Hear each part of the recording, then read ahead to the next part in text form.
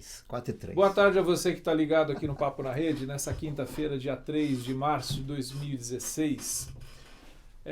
Tempos atrás a gente teve uma conversa aqui no Papo na Rede e a gente está fazendo esse programa ao vivo, então se porventura você está aí vendo esse programa sendo transmitido aqui do Koinonia Online, você pode participar, mandar seu e-mail, a sua pergunta, seu questionamento. Ou só dizer que você está aí já é legal. Mande um abraço, faz como se fazia antigamente, quero mandar um abraço para minha mãe.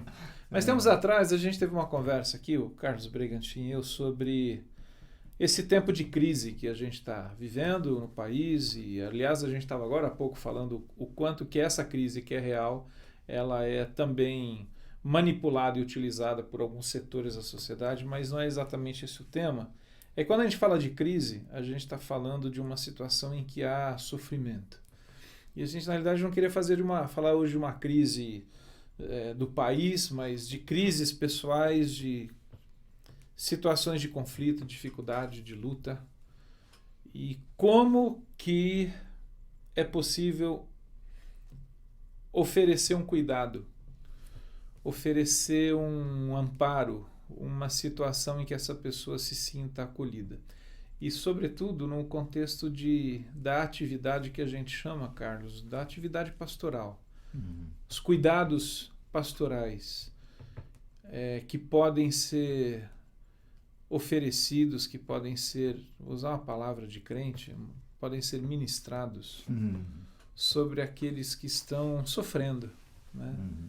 Sofrimento humano. Então, enfim, a gente tem tido uma experiência ao longo dos anos de atender pessoas, ouvir pessoas, cuidar de pessoas.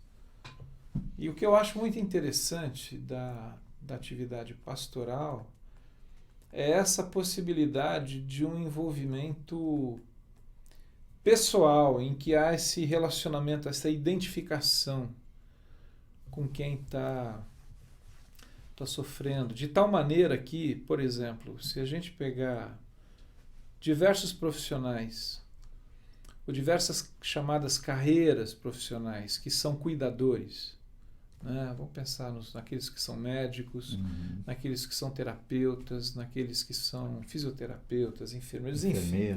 Há todo um conjunto, uma gama, né, de carreiras que cuidam diretamente da pessoa humana. Né? Assistente sociais. Assistente social. O que eu acho interessante é que há uma que possibilita, inclusive, o que eu estou querendo dizer assim, desse vínculo pessoal tão próximo, que é aquela possibilidade, por exemplo, e a gente já teve a oportunidade de fazer isso, de ligar para alguém e dizer: fulano, quero passar na sua casa para tomar um café e conversar com você. Ou então podemos marcar um lugar, né? Quer dizer, esse movimento não só de esperar um chamado de ajuda, mas que em determinado momento a gente percebe e há essa ação, poderíamos dizer assim, proativa de ir atrás. Isso me parece uma característica, não vou dizer exclusiva, mas muito peculiar da atenção e do cuidado pastoral, dada essa peculiaridade do que significa ser pastor. Cuidar de pessoas que estão sofrendo ou que estão necessitando de alguma orientação, sobretudo quando isso tem alguma coisa a ver com elementos da fé. Né? Certa vez alguém me perguntou quais eram os dons correlatos ao ofício pastoral, né? Quase que querendo dizer assim, quais são as características, né? O que precisa ter alguém que queira exercer esse ofício, né? E eu, óbvio, lembrei daquilo que eu entendo que são sabores do fruto do Espírito em nós, e especialmente àqueles que têm o dom, né? Que é a compaixão, que é a misericórdia, que é a paciência, que é a longanimidade, que é a benignidade, que é a bondade. Enfim, características que precisam fazer parte do jeito de ser, né? daqueles que exercem o ofício pastoral. Por outro lado, também eu queria fazer essa distinção. Sidney, recebemos o seu abraço de Sorocaba. Obrigado pelo seu e-mail. Que bom. Um abraço a você também, Sidney. A distinção entre o título, né, de pastor, que no mercado religioso se tornou uma espécie de graduação, né, de hierarquia. Uma identificação hierárquica, juntado a outros títulos, né, que foram agregados a essa hierarquia religiosa mercadológica. Que, né? dependendo da instituição, eu diria assim, não é nem uma patente muito alta, né? Não. Tem outras. Tem outras que superam altas, outras instâncias. a figura, o título de pastor. Né? O pastor está aquém. Né? E que bom aqueles que estão aquém, né, dos títulos, né, e são o que são, ou o que devem ser, à medida que carregam esses títulos. E outra distinção também é entre o pregador e pastor, ou pastor e pregador, né, ou o que discursa, né, o que profere uma tese, uma homilia, né, que ora, quando está pregando, pastoreia, né, e aqueles que são pastores fazem isso quando estão pregando, estão pastoreando, não apenas fazendo uma comunicação de uma tese religiosa, né? Conceitual. Não, eles estão cuidando do rebanho ou dos ouvintes, mesmo como alguém já disse assim, como que alguém com uma jarra querendo encher 1000 garrafas, né? E ele respinga, né? Mas se é uma boa prédica e se ela é cuidadora, esses respingos que caem sobre aqueles que estão ouvindo fazem sempre muito bem, na verdade. Então, assim, o cuidado pastoral, os que exercem, né, o serviço pastoral, o cuidado pastoral, são aqueles que, sejam lá o que estejam fazendo, né, sempre, de algum modo, deixam um rastro de cuidado, entendeu? Por aqui passou, sabe, alguém que cuidou de nós, ou que cuidou de mim. E você, acho que tocou num ponto que eu acho que é interessante, Carlos, que é assim, o discurso pastoral, a fala pastoral, e aí é aquela que acontece num ambiente reservado, naquele espaço pequeno que eu digo assim, do acolhimento próximo, e você tem o discurso pastoral que acontece num ambiente maior, que é o chamado sermão no domingo, que acontece geralmente no domingo nas igrejas em que o pastor prega. É interessante perceber isso, quer dizer, quando há uma ênfase desse camarada, dessa pessoa que é um pastor, no significado do pastoreio, do chamado cuidado pastoral, a gente vai perceber que o discurso dele, que a fala dele, é uma fala pastoral nesse sentido de oferecer esse cuidado a quem está lidando com as questões duras da vida. Né? E outra coisa que quando você falava me chamou a atenção, me lembrou, uns anos atrás, quando a gente começou a ter contato com alguns escritos do Eugene Peterson, que eu diria assim, é um dos homens hoje que tem uma teologia pastoral consistente, né?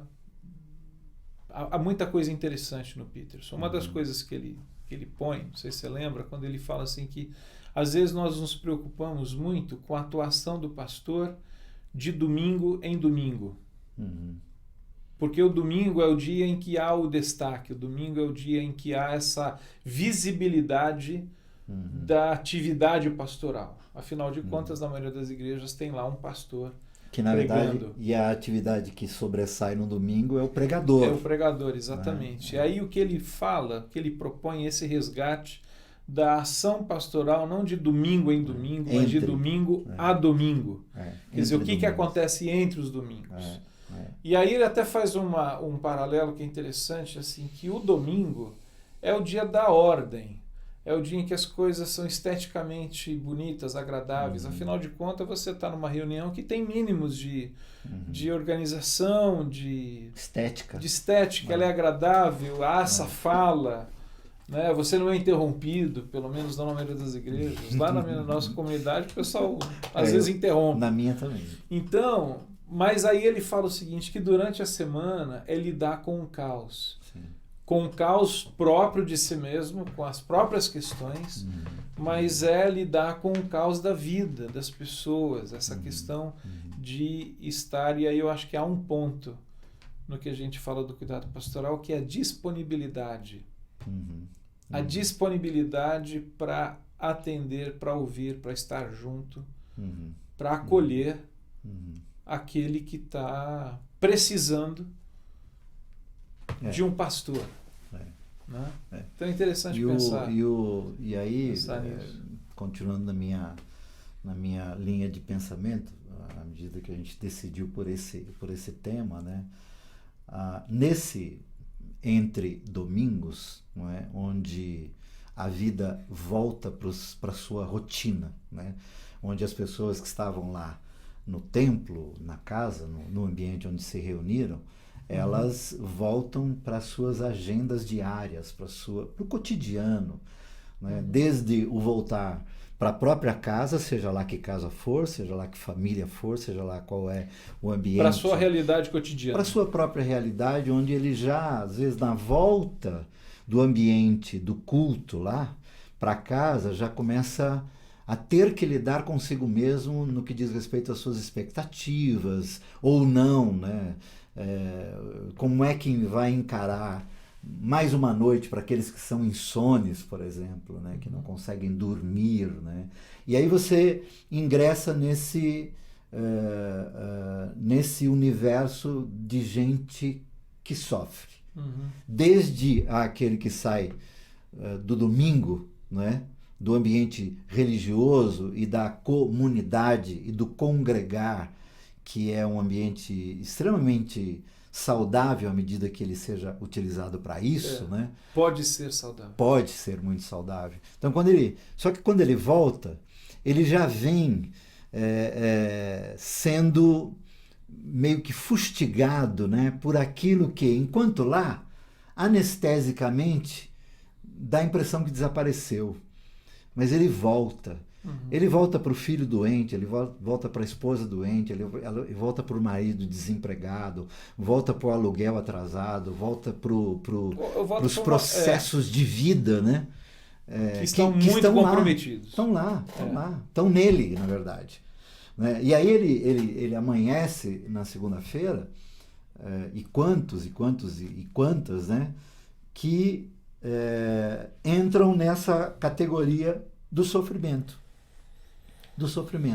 E do ter que lidar com a própria dor ou ter que lidar com a dor do outro que está ali no seu próprio entorno. Né? E o quanto que nesses ambientes, ou melhor, nesse cotidiano que o Gene Peterson nos lembra, e aliás ele diz assim, pastores, deixem a gerência institucional, deixem de ser gerentes de negócios religiosos e voltem para o cotidiano das pessoas, onde você encontra gente que sofre. Não é? Ele até, se não me engano, até essa questão, a ideia de volte para a sua vocação. Volte para a sua vocação. Volte para a sua vocação. Tira o colarinho clerical, né? E volta para o serviço. Não é? O Sidney, quem tá aí? De Sorocaba. Carlos, sua opinião. Então a bola é tua, cara. Ixi. Por vezes recebi um pito do pastor por aconselhar irmãos. De acordo com ele, a responsabilidade é dele e eu posso nem possuir o dom. Não somos todos pastores e consoladores de nossos irmãos? Carlos, sim. A sua opinião. Não, sim, somos. O que seu pastor, e com respeito a ele, é um entendimento dele e talvez de uma tradição que ele traz, né? E ele não precisa e não pode ser julgado por isso, ele está cumprindo aquilo que lhe foi dado como tarefa, dizer o que ele disse. Mas, no entendimento que nós temos conquistado e se deixando conquistar do que é a comunidade da fé, a comunidade do amor, a comunidade da cruz, a comunidade da solidariedade, a comunidade da fraternidade, sim, todos exercem entre si e uns para com os outros as mais variadas funções. E uma delas é o aconselhamento, o encorajamento. Eu diria para o Sidney, me intrometendo, viu, Sidney, me intrometendo na opinião do Carlos. Mas, assim, geralmente, esse ambiente de gente que faz esse tipo de imposição é aquele ambiente em que logo se fala assim, qual é a base bíblica? Geralmente, assim, qual é a base bíblica? Então, a base bíblica é aconselhai-vos uns aos outros. Os mandamentos recíprocos. Então, assim, é viver, Sidney, a reciprocidade, compreender essa dinâmica, inclusive a riqueza que o Espírito Santo concede ao corpo de Cristo, de modo que as pessoas cuidem-se umas às outras. Até mesmo... Quando a gente está falando de cuidados pastorais, é evidente que nós estamos pensando até um determinado ponto, de pessoas que percebem-se, reconhecem e que também são reconhecidas na comunidade como pessoas que se dedicam a essa atividade. Inclusive, algumas são, por isso, remuneradas. Né? Elas são tão úteis, são tão importantes que algumas comunidades as têm em tempo integral para isso. E ela tem o tempo dela disponível para isso, e algumas o fazem muito bem. Que não é o caso necessariamente de pastores que carregam o título. Não. E que porque carregam o título, Agora, quase que se dá a eles a obrigatoriedade de, né? E alguns se sentem assim, né? Mas não necessariamente precisa ser assim. Agora, a ideia desse pastoreio comunitário recíproco, eu acho que na realidade é profundamente saudável.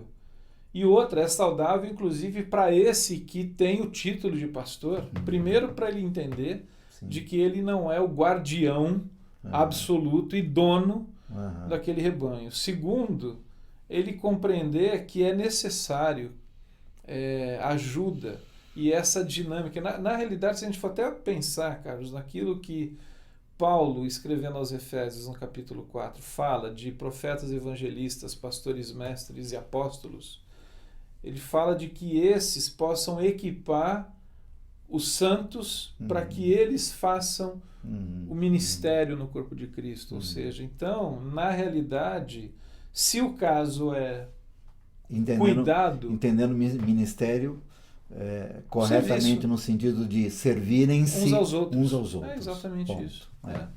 Então, eu acho que dentro desse contexto do cuidado pastoral, inclusive essa possibilidade de habilitar, de capacitar pessoas para que em determinado momento, passada essa fase de crise, de sofrimento, elas se vejam na possibilidade de ajudar, inclusive usando a própria experiência. E aí eu estou pensando em outra coisa que Paulo fala lá em 2 Coríntios, sobre a questão de, olha, vocês estão passando por sofrimento, considerem a possibilidade de usarem essa experiência para que vocês possam consolar outros. Então, se a gente lida com pessoas que sofrem, por que não essa pessoa, em um outro momento da vida, ela ser alguém que pode pastorear alguém? É que eu acho que o problema é que, na realidade, assim, se criou uma espécie de um monopólio. Né, sobre esse título, quem é que pode usar, quem é que não pode usar. Até porque muitos desses pastores são remunerados pela comunidade e a eles é dada essa tarefa, e alguns assimilam isso de tal modo que qualquer um que estiver exercitando isso no rebanho pode ser tido como concorrente. Ou como ameaça. Como ameaça, concorrente, etc. E aí eu diria assim... há que se identificar isso e há que se corrigir isso, né, no contexto da comunidade, até para que aquele que tem a tarefa muito mais de preparar do que fazer exatamente, não se sobrecarregue. Né? Agora, aqueles que estão também junto destes, às vezes o que acontece, que fere alguns pastores queridos, que são gente que está lidando com isso, às vezes há aqueles que se dão a aconselhar e em seguida se jactam disso, né? Publicam isso, de modo que chegue ao outro a comunicação de que ele deu conta daquela situação. Quer dizer que isso é uma outra coisa. Nós estamos entrando... isso normalmente acaba criando celeumas dentro da comunidade e é algo que precisa ser corrigido na base, até porque, para mim, o conselheiro, o trabalho do consolo, né, que tem a ver com o ministério do Espírito Santo, é exatamente o mesmo. Quer dizer, quando eu me ponho a aconselhar alguém, eu me ponho como escora. Né? Eu não estou sobre, né? Eu escoro, né? Eu alavanco, eu ilumino situações, né? Em nenhum momento sobressaio-me ao aconselhando, né? Àquele que está sendo cuidado. Ari Lucas, ele está dizendo aqui, olha, eu sou um filho desertor do programa. Pois é, meu amigo, mas seja bem-vindo ao lar. Cadê você? Boa tarde, trio de amigos, manos, Brega, Fernando e Daniel Choi. Tudo bem, Ari? Isso aí, Ari, bem-vindo. Bem-vindo sempre, irmão. Então, mas eu queria voltar num ponto que eu acho assim que talvez um ponto crítico no ambiente da religião. Agora eu estou usando a religião de forma muito ampla, quer dizer, no ambiente das comunidades, das igrejas, sejam institucionais ou menos institucionais, Carlos, que é a questão da disponibilidade. Eu tenho ouvido, e eu imagino que você tenha ouvido muito, a seguinte queixa assim, de pessoas, membros ou frequentadores de comunidades, independente do tamanho, o seguinte: eu não consigo, não tenho acesso aos pastores da minha igreja, ao pastor da minha igreja, se eu não sou e tal. Enfim, essa distância que se criou entre aquilo que a gente chama erroneamente, mas é assim que a gente acaba tendo, o clero protestante da comunidade. Acho que tem duas coisas aí. A primeira, acho que há uma dependência exagerada, em alguns casos, dessa chamada congregação, dessa relação com os pastores. Por isso que aí eu penso assim, esse uns aos outros precisa de ser encorajado, precisa ser fortalecido, né? Mas, por outro lado, há de fato, às vezes, pessoas que estão querendo falar, eu preciso falar com aquela pessoa, eu entendo que ela pode me ajudar. Enfim, uma referência na vida dela, e ela não tem acesso. E aí por quê? Muitos obstáculos. E não é porque assim, nossa, mas é porque ele está com a agenda cheia, não, porque a agenda dele está cheia, mas não com pessoas. A agenda dele está institucionalmente cheia. Sim. Então, de volta àquele negócio que já comentou, quer dizer, retorne, deixe a gestão institucional de lado e retorne. Se disponibilize. Se né? disponibilizar para as pessoas. E acho que há uma dificuldade porque a instituição, ela dá...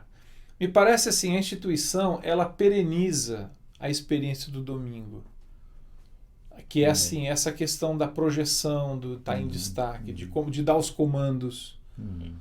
Sair dessa posição, de novo, é voltar para essa relação cotidiana que é difícil e que às vezes quase, é trabalhosa. E quase de anonimato, né? Isso. Eu estava lendo ontem à noite um texto do Noen, cara, que eu achei muito interessante, um texto breve, em que ele fala, e ele tantas vezes fala isso, sobre aquilo assim, a nossa sociedade vive quase que sob a tirania dos holofotes. E a vida que o Evangelho nos chama tem muito mais a ver com estar próximo ao chão, com a simplicidade, com a humildade e com quase praticamente o anonimato. E de que as grandes coisas que são feitas em nome da paz, em nome da reconciliação, em nome daquilo que de fato faz bem, beneficia o ser humano, são feitos anonimamente, por pessoas que são anônimas. Né? Então, assim, eu acho que há essa dificuldade que a vida institucional, ela projeta mais. A vida do cotidiano, ela é cansativa, cara. Ouvir, lidar, atender, não é fácil. E não raramente, Fernando, por conta disso que você acabou de colocar, o sofrimento é minimizado, não é? À medida que os que estão muito institucionalizados, e não necessariamente porque estejam numa instituição, porque se institucionalizaram, institucionalizaram sua própria tarefa pastoral, e por, às vezes, terem uma reincidência de situações e circunstâncias de pessoas, tendem a começar a minimizar sofrimento. Né? Ou institucionaliza o sofrimento, também, quer dizer... Também, exatamente. Quando, tem, na verdade, tem uma forma padrão de lidar com aqueles que chegam apresentando uma condição de sofrimento, preciso de ajuda. Exatamente. E aí eu diria assim... Às vezes é a espiritualização. Desculpa te cortar. Mas aí a gente também não tem muito tempo, tem que fechar, mas aí eu diria assim, aos cuidadores, estejam eles onde estiverem, mas sabendo que são cuidadores, né? E que são procurados, são acessados, né?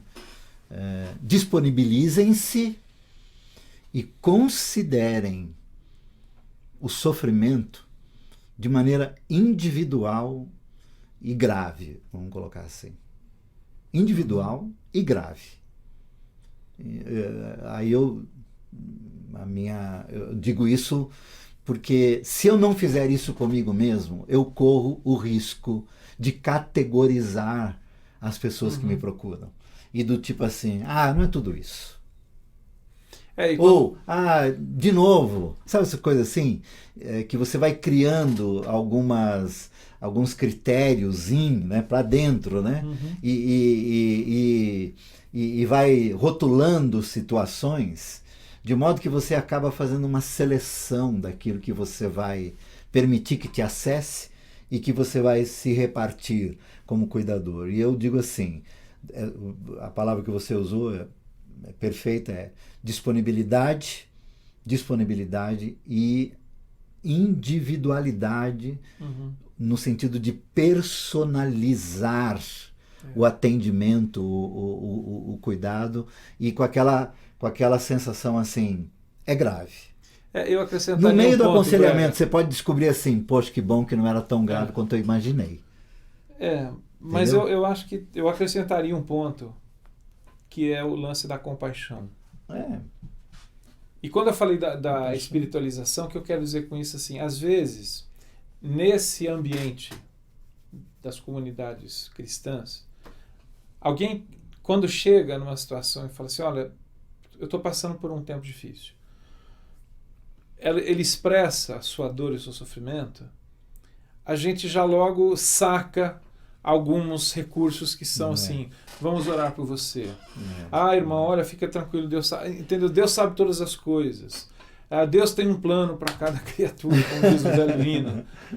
Tudo bem, não vamos discutir a teologia dessas questões, mas assim, eu estou tendo a capacidade de empatia, eu estou tendo a capacidade de me compadecer, que é padecer junto, quer dizer, essa questão de perceber o sofrimento dessa pessoa e acolher essa pessoa, ao invés de logo já ir colocando essas soluções, vamos orar, isso não é nada, fica firme. Respostas prontas. As respostas prontas. É isso que eu estou dizendo, essa espiritualização. Como dizia antigamente, tipo receita de médico de NPS. Né? Isso, exato, que a gente acaba fazendo. Então, quando eu falo de espiritualizar, é isso. A gente procura sempre enxergar de uma perspectiva dessa espiritualização que tantas vezes adoece, dando uma resposta, dando uma solução simplista, não simples, mas simplista, e banalizando a dor de quem chega com dificuldade. Né? Exatamente. Então, acho que você pontua, quer dizer, essa individualidade em que reconhece que há uma pessoa ali que tem uma história e que ela tem uma necessidade. Então, como pastores, e aí eu acho que tem ainda um outro elemento na atuação, no cuidado pastoral, que é, eu tenho como plataforma, como, não é plataforma a palavra, mas assim, como alicerce, base, a compreensão da realidade do Evangelho.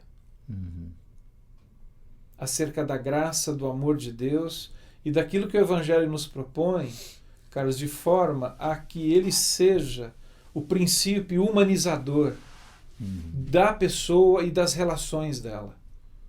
Então eu acho que assim, na ação do cuidado pastoral, isso precisa estar claro na minha mente e no meu coração.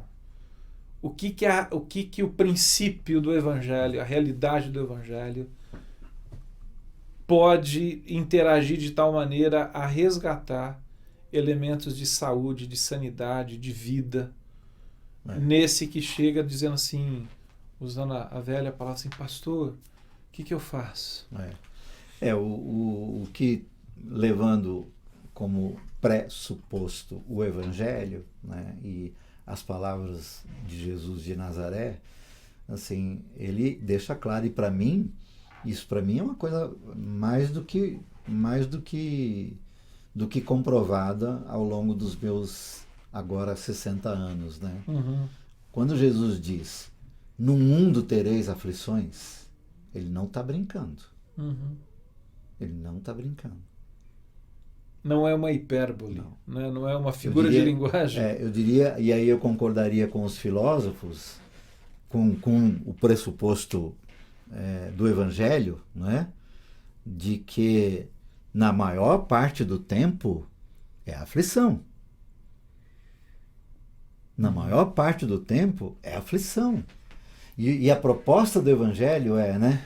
Quando Jesus diz assim, no mundo tereis aflição, mas tem de bom ânimo, eu venci o mundo, isto é, se vocês me tiverem como referência no que diz respeito à aflição, não é? Vocês terão alívio, terão tempos de calmaria, terão tempos de bonança. Por quê? Volto, no meu modo de entender, a aflição é o cotidiano. A angústia é o cotidiano. A ansiedade é o cotidiano. Assim como a nossa tentativa de anestesiar a dor cotidiana, ela é constante. Carlos. Ela é constante. E aí, assim, nós vamos tem uma viver. coisa que eu fico às vezes pensando o seguinte, em dado momento, se não me engano foi o Marx que disse que a religião é o ópio do povo. A religião, de fato, ela tem essa capacidade de alienar. Mas eu diria que uma religião séria, vamos dizer assim, aí eu estou me referindo como seguidor de Jesus de Nazaré, o Evangelho, pelo contrário, ao invés de ele me alienar, ele me faz entrar em contato ainda mais com essa realidade. Aliás, nós seguimos alguém que diz isso. No mundo tereis aflições. Quer dizer, vai ser uma caminhada em que vão ter tribulações e dificuldades. No entanto, quando eu começo a perceber a dinâmica da vida que Jesus propõe ao seu seguidor, não é de alienação, mas é de, encarando esses fatos, mudar alguns posicionamentos meus em relação à vida, em relação às pessoas, em relação àquilo que a gente poderia chamar assim, quais são os seus valores na vida, quais são aquelas coisas que são principais na sua vida, que norteiam e que fazem com que a gente veja e perceba essas dificuldades de uma forma diferente, se posicionando diferentemente a elas. Então, assim, o Evangelho não nos aliena, pelo contrário, eu acho que ele nos ajuda a pôr o pé no chão. E quando Jesus diz que ele diz, no mundo tereis aflições, mas se nós olharmos para ele e ouvir o que ele disse, e olhar a vida dele, diz assim, bom, não obstante as aflições, a gente vai em festa de casamento, a gente vai visitar a criança que nasceu, a gente trabalha, a gente ajuda e se deixa ser ajudado. A gente e a gente tem uma agenda da vida. Não é? Não significa dizer viver só com a agenda da aflição, não é? Ele diz, não, em meio à vida, a aflição, ela vai estar sempre presente. E aliás, ela vem de maneiras indistintas. E inesperadas. Né? Num dia que absolutamente nada se previa, né?